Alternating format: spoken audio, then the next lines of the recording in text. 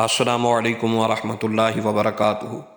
حضرت ادریس علیہ السلام، آپ حضرت شیس کے بیٹے انوش کی نسل سے ہیں۔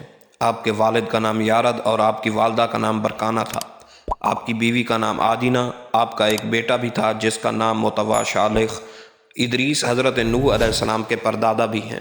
آپ کا شجرہ نسب کچھ یوں ہے: ادریس بن یارد بن میلائیل بن کینان بن انوس بن شیس بن آدم علیہ السلام۔ آپ کی ولادت عراق کے شہر بابل میں ہوئی۔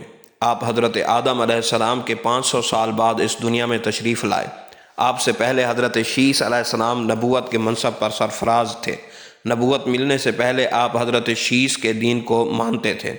آپ پر 30 صحیفے نازل ہوئے۔ آپ کے دور میں انسان جہالت اور بے ادبی میں اتنے گر گئے کہ اللہ تعالیٰ کو چھوڑ کر آگ کی عبادت کرنے لگے۔ آپ نے دنیا میں آ کر لوگوں کو ہدایت کا راستہ دکھایا اور ادب و علم بھی سکھایا، لیکن آپ کی قوم نے آپ کی ایک نہ سنی اور صرف کچھ لوگ آپ پر ایمان لائے۔ اس پر آپ نہایت تنگ آ کر خود اور جو ایمان لائے انہیں لے کر وہاں سے ہجرت کر گئے۔ پھر آپ کے ساتھیوں میں سے چند نے آپ سے سوال کیا: اے اللہ کے نبی ادریس، اگر ہم نے بابل کو چھوڑ دیا تو ہمیں ایسی جگہ کہاں ملے گی؟ ادریس علیہ السلام نے فرمایا: اگر ہم اللہ سے امید رکھیں تو ہمیں سب کچھ عطا فرمائے گا۔ آخر کار آپ علیہ السلام مصر پہنچے۔ اس دور میں مصر ایک خوبصورت جگہ تھی۔ آپ نے وہاں پہنچتے ہی اللہ کا شکر ادا کرتے ہوئے سبحان اللہ کہا اور آپ وہیں رہنے لگے، وہاں اپنا علم پھیلایا۔ آپ وہ پہلے انسان تھے جس نے قلم کے ذریعے لکھا، لوگوں کو بھی سکھایا۔ پھر آپ نے ان لوگوں کے ساتھ مل کر جو ایمان لائے بابل میں برائی اور برے لوگوں کے ساتھ جنگ کی اور فتح یاب ہوئے۔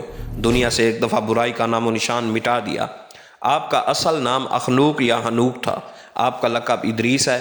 آپ کو یہ لقب اس لیے ملا کیونکہ دنیا میں آپ نے سب سے پہلے لوگوں کو لکھنے کا درس دیا۔ اسی بنا پر لوگ آپ کو ادریس یعنی کہ درس دینے والا پکارنے لگے۔ آپ علیہ السلام کا ذکر قرآن مجید میں 2 مرتبہ آیا ہے۔ پہلا ذکر سورہ انبیاء کی آیت نمبر 85 میں: وَإِسْمَاعِيلَ وَإِدْرِيسَ وَذَا-الْكِفْلِ كُلٌّ مِّنَ الصَّابِرِينَ، اور اسماعیل، ادریس اور ذوالکفل یہ سب صبر کرنے والے تھے۔ اور دوسری مرتبہ سورہ مریم کی آیت نمبر 56 اور 57 میں آیا ہے: وَاذْكُرْ فِي الْكِتَابِ إِدْرِيسَ إِنَّهُ كَانَ صِدِّيقًا نَبِيًّا، اور کتاب میں ادریس کا ذکر کر بے شک وہ سچا نبی تھا اور ہم نے اسے بلند مرتبہ عطا فرمایا۔ حضرت ادریس علیہ السلام حکماء اور فلاسفہ کی نظر میں، علامہ جلال الدین قطفی نے تاریخ الحکماء میں حضرت ادریس علیہ السلام کا تذکرہ ان الفاظ کے ساتھ کیا ہے: حضرت ادریس علیہ السلام کے متعلق علماء تفسیر اور ارباب تاریخ و قصص نے جو کچھ بیان کیا ہے وہ بہت مشہور ہے، اس لیے ان کے اعادہ کی ضرورت نہیں۔ البتہ حکماء اور فلاسفہ نے خصوصیت کے ساتھ ان کے متعلق جو کچھ کہا ہے وہ پیش کرتے ہیں۔ حضرت ادریس علیہ السلام کا مولد و منشا کہاں ہے اور انہوں نے نبوت سے پہلے کس سے علم حاصل کیا؟ حکماء اور فلاسفہ کے اقوال ان مسائل میں مختلف ہیں۔ ایک گروہ یہ کہتا ہے کہ ان کا نام ہرمس الہرامسہ اور مصر کے قریب منف میں پیدا ہوئے۔ یونانی ہرمس کو ارمیس کہتے ہیں۔ ارمیس کے معنی عطارد کے ہیں۔ ارمیس یا ہرمیس یونان کا ایک مشہور منجم اور ماہر فلکیات حکیم تھا، اس لیے اس کو ارمیس کہتے تھے۔ یونانی غلطی سے ادریس اور ارمیس کو ایک ہی شخص تسلیم کرتے ہیں، حالانکہ یہ ایسی فاش غلطی ہے جس کے لیے کسی دلیل کی ضرورت نہیں۔ اور دوسرا گروہ کا خیال ہے کہ ان کا نام یونانی میں ترمیس، عبرانی میں خنوخ اور عربی میں اخنوق، اور قرآن عزیز میں اللہ تعالیٰ نے آپ کو ادریس کہا۔ یہی جماعت کہتی ہے کہ ان کے استاد کا نام غوثہ زیمون یا الغوثاز دیمون ہے۔ وہ غوثہ زیمون کے متعلق اس سے زیادہ کچھ اور نہیں بتاتے کہ وہ یونان یا مصر کے انبیاء میں سے ایک نبی ہیں، اور یہ جماعت ان کو اورین دوم اور حضرت ادریس علیہ السلام کو اوریان سوم کا لقب دیتی ہے، اور غوثہ زیمون کے معنی سعد اور نیک بخت کے ہیں۔ وہ بھی کہتے ہیں کہ ہرمس نے مصر سے نکل کر اقطاع عالم کی سیر کی، اور یہ بھی کہتے ہیں کہ ہرمس نے مصر سے نکل کر اقطاع عالم کی سیر کی اور تمام دنیا کو چھان ڈالا، اور جب مصر واپس ہوئے تو اللہ تعالیٰ نے ان کو 82 سال کی عمر میں اپنی جانب اٹھا لیا۔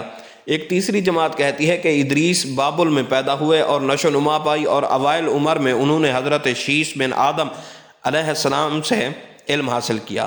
علم کلام کے مشہور عالم علامہ شہر ستانی کہتے ہیں کہ اغاثہ سیمون حضرت شیس علیہ السلام ہی کا نام ہے۔ بہرحال جب حضرت ادریس علیہ السلام سن شعور کو پہنچے تو اللہ تعالیٰ نے ان کو نبوت سے سرفراز فرمایا۔ تب انہوں نے شریر اور مفسدوں کو راہ ہدایت کی تبلیغ کی، مگر مفسدوں نے ان کی ایک نہ سنی اور حضرت آدم و شیس کی شریعت کے مخالف رہے۔ البتہ ایک چھوٹی سی جماعت ضرور مشرف با اسلام ہو گئی۔ حضرت ادریس علیہ السلام نے جب یہ رنگ دیکھا تو وہاں سے ہجرت کا ارادہ کیا اور اپنے پیروں کو بھی ہجرت کی تلقین کی۔